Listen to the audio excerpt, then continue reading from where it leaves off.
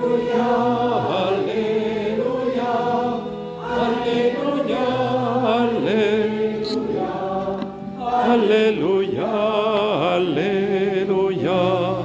Alléluia, Alléluia. Le Seigneur soit avec vous. Et avec votre esprit. Évangile de Jésus-Christ selon saint Luc. Gloire à toi, Seigneur.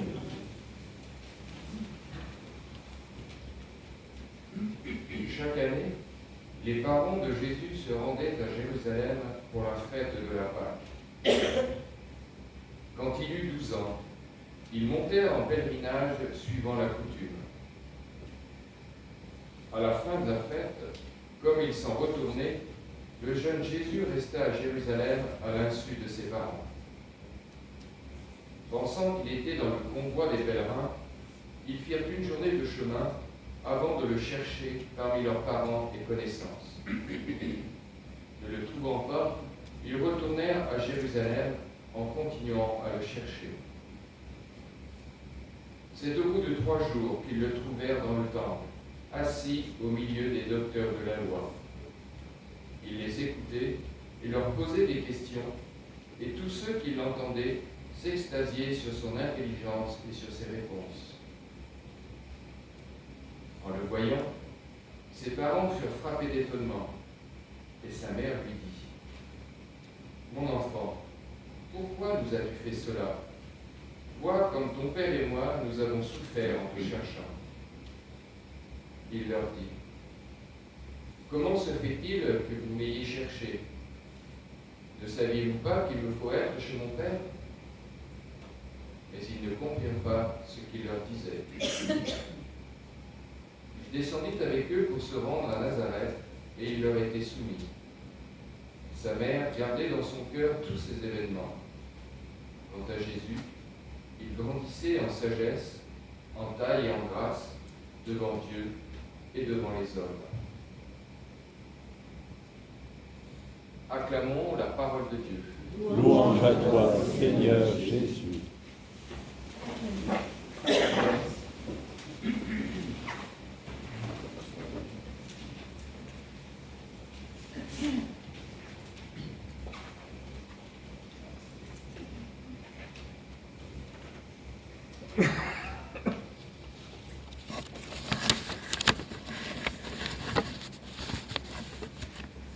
Ce n'est pas vraiment une homélie, c'est plutôt un pas à pas dans l'évangile de ce jour.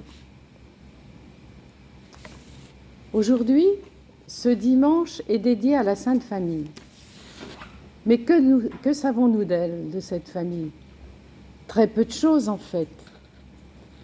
Dans le verset qui précède le texte de ce jour, saint Luc nous dit que l'enfant Jésus grandissait, devenait fort, était rempli de sagesse, avec la grâce de Dieu sur lui. Les parents de Jésus n'avaient donc pas de soucis à se faire, tout allait bien. Mais si nous ne savons pratiquement rien, cela ne veut pas dire qu'il ne se passait rien.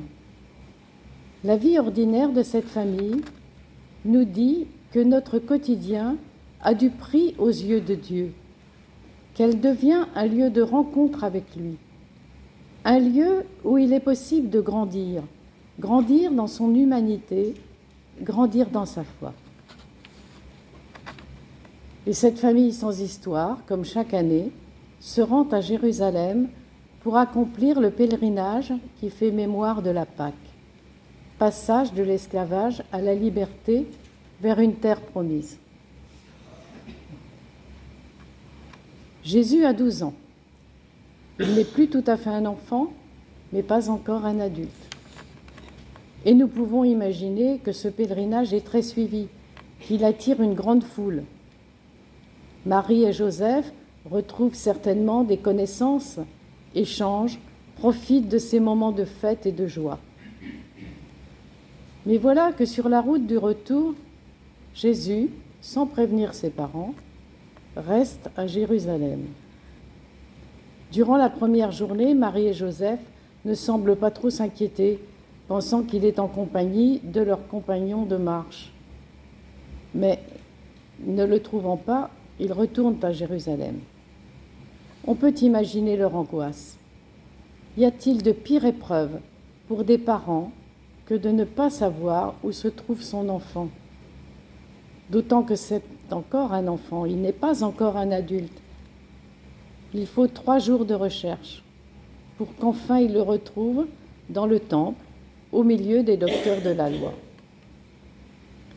Durant ces jours d'angoisse, Marie et Joseph ont dû se remémorer les difficultés traversées.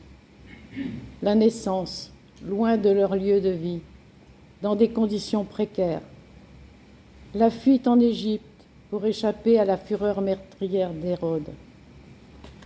Quant à Marie, après avoir éprouvé un grand soulagement de l'avoir retrouvée, elle laisse parler son cœur de maman et s'adresse à Jésus pour dire la douleur qu'elle et Joseph ont traversée durant ces 3 jours.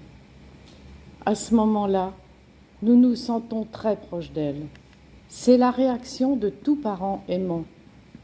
Cette sainte famille rejoint chacune des nôtres, dont la vie est faite de moments d'épreuve, mais aussi de moments de joie.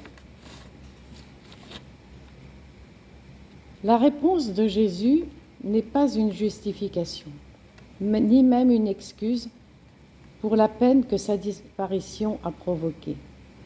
Pourquoi me cherchiez-vous? Ne saviez-vous pas qu'il me faut être chez mon Père? Et en voyant ce gamin qui, assis au milieu des docteurs de la loi, converse avec eux avec une grande intelligence et fait leur admiration, Marie et Joseph restent stupéfaits. Ils ont du mal à comprendre ce qu'il leur dit. Mais ce n'est pas pour autant qu'ils vont négliger ces paroles. La réponse de Jésus, c'est un appel à se décentrer, à grandir dans leur mission de parents, à changer de regard.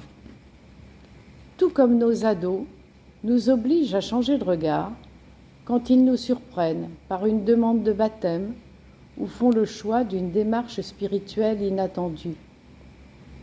Cette présence de Jésus au milieu des docteurs de la loi bouleverse l'ordre habituel. C'est un enfant qui se met à les interroger et à les enseigner. L'Évangile ne nous dit rien des questions et des réponses échangées. Mais cette situation, c'est l'annonce d'un monde nouveau. Le Christ devient le véritable interprète de la loi et des prophètes.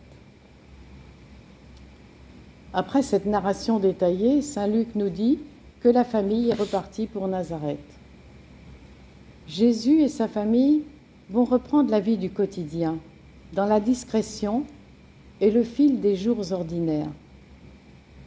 C'est une vie dans laquelle Jésus et ses parents vont continuer de grandir, de se soutenir, de méditer, de prier et de laisser leur cœur accueillir le projet que Dieu a pour chacun. Le Christ est venu partager notre humanité dans sa vérité. Et rien de ce que nous vivons ne lui est étranger, les douleurs comme les joies. Qui que nous soyons, où que nous soyons, le Christ nous accompagne et nous soutient. N'ayons pas peur de lui confier l'ordinaire de nos jours. Il n'est pas besoin d'être une famille d'exception pour être une sainte famille. Pour nous rejoindre dans notre humanité, Dieu a fait le choix d'habiter une famille simple et de vivre dans l'humilité.